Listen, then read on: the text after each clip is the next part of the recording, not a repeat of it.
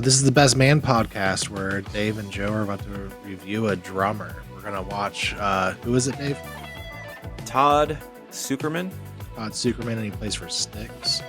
Styx, that classic rock band. You remember Sail Away, Come Sail Away or whatever? Yeah. So we're gonna watch a video of him playing, and then we're going to watch a video of him doing what podcast is the one?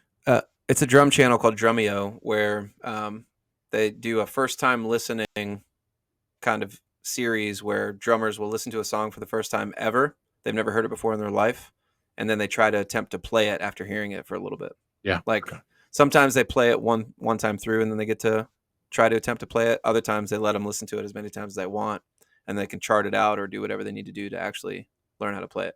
Yeah, that's sweet. All right, let's watch the video of him playing.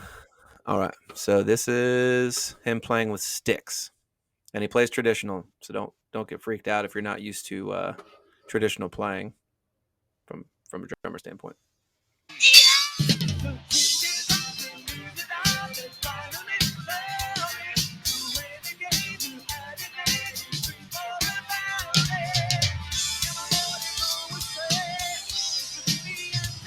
Do you want to talk about traditional style drumming? Sure. I mean, most drummers, from my experience, do not play traditional, but I know a lot of drummers who are classically trained. Some drummers say that's the only way to play. It's the proper way to play. When you play in marching band, that's how they tell you to play snare, and that's like proper. Jazz drummers a lot of the time play that way too. Like I said, it's usually classically trained musicians that play that way, but I've never tried to play that way. Self-taught for the most part with a few lessons here and there, and so I've tried. It's so much harder to play that way than matched grip. I don't know why.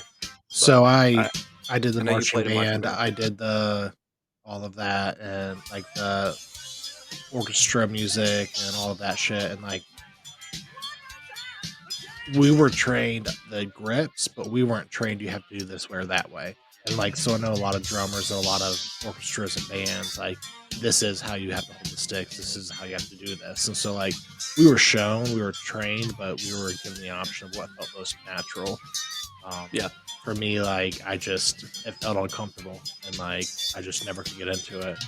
But like my stepdad, he played drums, and like that's how he held the sticks, and that I think that was just that genre, that era. Yeah, it's definitely there's still a lot of drummers nowadays that play that way, so it's less common for the majority to play traditional grip. There's a few different ways to hold the sticks besides this and regular traditional or regular matched grip. There's like German match grip and a few other kinds of ways of holding a stick, but see when he's hitting the cymbals up top, he's like almost like tomahawk, like he's throwing like a tomahawk. Wow. Yeah.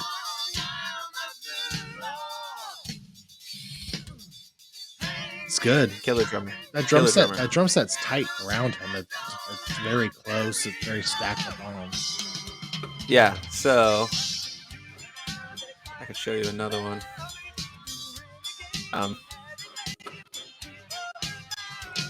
We'll pause this for a second. I'm going to show you a different Todd Sucherman video. Or Sucherman, sorry. It's spelled CH, everyone, so I keep saying his name wrong. We're not on a first name basis, and I don't know who he is. I'm just a fan because he's a killer drummer. His drum kit is actually pretty good size, and it's really nice. It's a really nice Pearl Masterworks series kit. It's a monster drum kit. It's just like, he has a stacked very tight around him, it looks like. It's also odd angle of this video too, so. Right. Let me go back here, and I will just look up one that's close.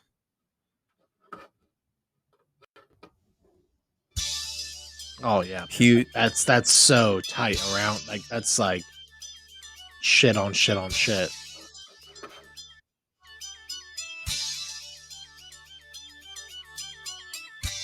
I guess if you're not, you can move pretty quick from item to item. Right. This isn't a great one. It's a slow intro. Fail. All right. So you get the idea. He's a great drummer. Yeah. Let's jump to the video. Like, I love these. So, like I think I've was watching these and not even talking to you about it. And then like I sent one to you and you're like, oh yeah, dude, I've been watching these for a while. So Right. So we're gonna watch that drummer of Styx, Todd Sucherman. His name's Todd. He's gonna attempt to play "Rope" by Foo Fighters for the first time ever, and he's never listened to it either. So he hears it and plays it for the first time. Okay. All right. So Good Foo Fighters song. I'm going to do it right now. Right? Let's do it right now. This is live in real time, but I'm just going to play the song right now, warts and all, and there's going to be a lot of warts. Okay. Todd Sucherman here at Drumeo, and I've been bullied and cajoled into doing this exercise over a nice steak dinner. The exercise here is Todd learns a song on the fly that I haven't heard, and they picked one out for me, and I just looked over here and saw what it is. Now, first off, the muscle is definitely atrophied for like learning a song and doing it on the fly. I'm not going to be entertaining because here's how I learn a song. No comments, no dancing, nothing. That's how I learn a song. Same. But even in sessions of old, you'd go in and you could hear a piece down as many times as you want. There might be charts. There might be a producer telling you certain things that they want. And in modern times, when I'm doing sessions from my house, I have all the time in the world to listen to stuff while I'm brushing my teeth, driving around, being on airplanes, being in hotel rooms, coming home, and then doing the session 3 weeks later. So that's how I work. So now they're going to put me to the test. And it looks like it's a Foo Fighters song called Rope, right? Rope. All right. So I don't know this song, I don't think. So it's wild with some of these videos because the although guys I like those guys, and I've it's a met them popular and, song. How they've never heard of Taylor it. Hawkins several times. And he was Pretty always a lovely guy. surprising, but So it's I not like guess I just press this one this wasn't really on button the radio that and I'm we aware go of that right much into compared it. to the other ones. All right, we're I guess you can hear songs and never actually like listen Hey to everyone, them. I hope you're enjoying them. this video so far, and I just wanted to take a second and let you know that we have every single Foo Fighters track transcribed for you inside of Drumeo, including the song Rope. You can access the sheet music, you can slow down the parts, you can loop different sections, and there's just a bunch of practice tools to help you out. So if you want I'll to send check them that my out, cover you of can head over Pretender, to and they can drumeo.com by clicking transcribe the what link I below, played. and you can get a day free trial. All right.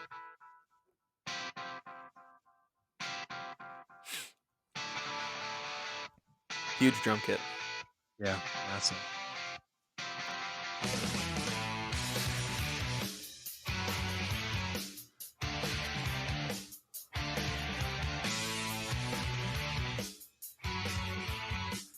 You can see his mind working already. It's hard to try and listen to this and cut out everything because you just want to hear the drums. You don't want to hear. Yes and no. You want to hear the rhythm of the guitar and the bass, but like you're trying to understand the rhythm of what he's trying to do here. Yeah, but his brain is probably using all those other noises for time signatures, like or time like stamps. Because I mean, I rely on the other musicians to know where I'm at in the song sometimes. I memorized like my band songs, but it's still nice to be able to flow and know that there's a guitar part coming up or vocals coming up that I can use as like reference. the struggle as a drummer is to be able to keep the rhythm of everything and not get too focused on the other musicians and let it affect your rhythm or get off the timestamp. Yeah. All right, this is no lie. I'm going to play it right now with tons of mistakes. That's a great track. Thank you for turning me on to that one. That's a really great track. I'm definitely going to mess up the intro because it's a little tricky with the time. Can I just play the intro again, see if I can figure that out? If I go 1, 2, 3, 4, 2, 2, 3, 4, 5, 2, 3, 4, 6, 2, 3, 4, 7, 2, 3, 4, 8, 2. Get that. Okay. All right. He's like, so cool, I got this. I'm going to do it right now. Right? Let's do it right now. This is live in real time.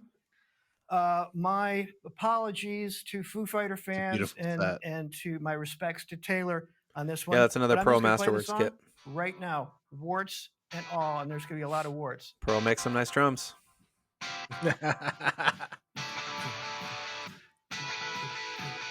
Hashtag Pearl Drums. Yeah, right.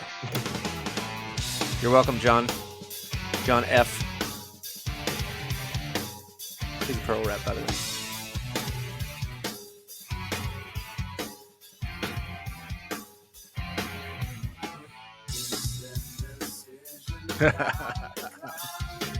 Got him once. Yep. Look at that little splash. So tiny. He's got a couple little guys in there. He said fuck.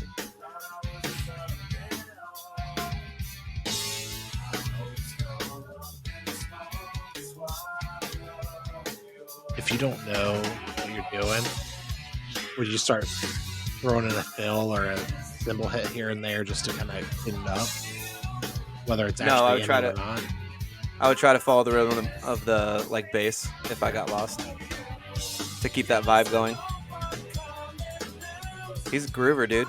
Like right now, like does he remember that this is what they were doing in the music, or is he just like, this is what I would do at this point? A little bit of both, probably. Yeah. He only heard it for that one time, Jesus, so a lot of It's of massive. playing. Huh? like, it's massive.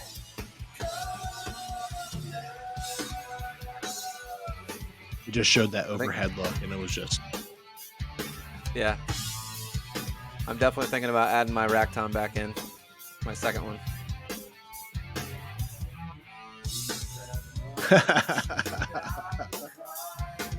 It's just that fill. Da-da-da-da-da. yeah.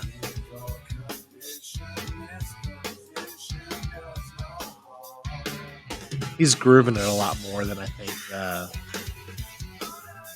Then their drummer. Yeah. It's because he's got that pocket, baby. Deep Yeah. pockets.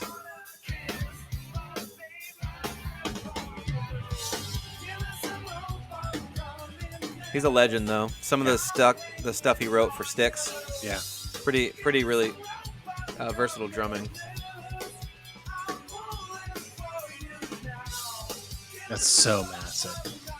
Three floor toms, and then a gong drum. Yeah.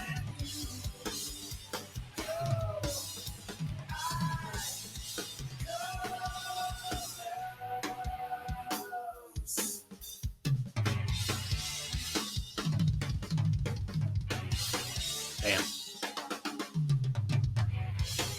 I love the sound of that snare though, just that pop.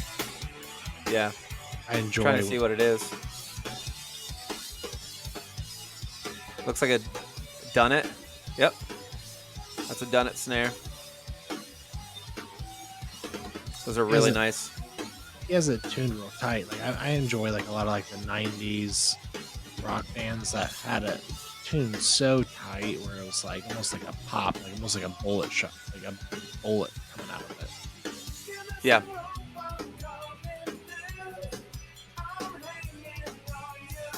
He also doesn't have any of a lot of your, like I see your drums have a lot of those little sticky things. I don't really use them anymore. No? Nope, not on my kit. My snare right now has two small ones, and then all my toms I've strayed away from them. I found the right head combination for my kit to sound really good without them. Yeah, okay. For both kits, my house kit and the live kit. He was like, "I want to keep going."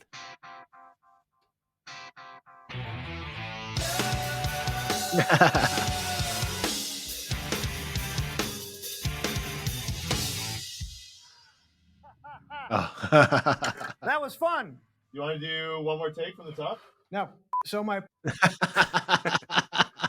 process now, it feels weird that landing on beat 3 feels jagged because you're playing snare on 2 and 4. So 1, 2, 3, 4, 1, 2, that didn't feel natural to me. So that would be something that I would key into because there's obviously a pattern going on there. There's a form to it. The starts and Correct. stops. There's a little extra section there with a couple extra beats. That chorus is very much has a Neil Peart ding ding ding ding classic feel there. They're definitely Neil Peart played nodding for their Rush. heads He was a and legend bobbing their as heads well. to that. But yeah, I mean, if I had to learn this, Obviously, to play Rush has a for lot of show tonight, progressive basically, beats, I would just polyrhythms listen and to it stuff. and listen to it and play it. Yeah, And so that's like how I learn with repetition. We so play like and learn the the same way, the by the way. what's the drummer for Foo Fighters or the singer for Foo Fighters? Dave Grohl. Dave Grohl. So when he was talking about when he played for Nirvana, a lot of his drumming style came from like Gap band rhythmic styles, and so like it makes sense that this is kind of similar to like offbeat, like it makes sense that it's kind of similar-ish style. Yeah. He definitely has an influence on the drumming, but when Taylor was alive, Taylor Hawkins was the drummer, and he would still write the parts, but he was so similar to Dave with his writing. That's why they got along so well, and he was also a multi-instrumentalist. You know, he could play guitar and sing and all that. Yeah. Rest in peace, Taylor Hawkins. I love some of those old videos of he always get up there and sing Queen songs. That was fucking awesome. Yeah. I might have to watch some of those later tonight. That's a good call. But yeah, that's a good one. We need to definitely revisit more of those, because the first time hearing a song and then just trying to play it like that, pretty gnarly. And that's not easy either. Oh, it's wild. Like, yeah. He didn't miss much. He just missed that one fill every time. But he's right. It's definitely like a weird rhythm, because it comes in early compared to what you would be used to with the beat. Yeah. It's impressive. I like it. Yeah. Cool. Todd Sucherman, great job. That on, brother. I think that's it for this one. Later, Joe.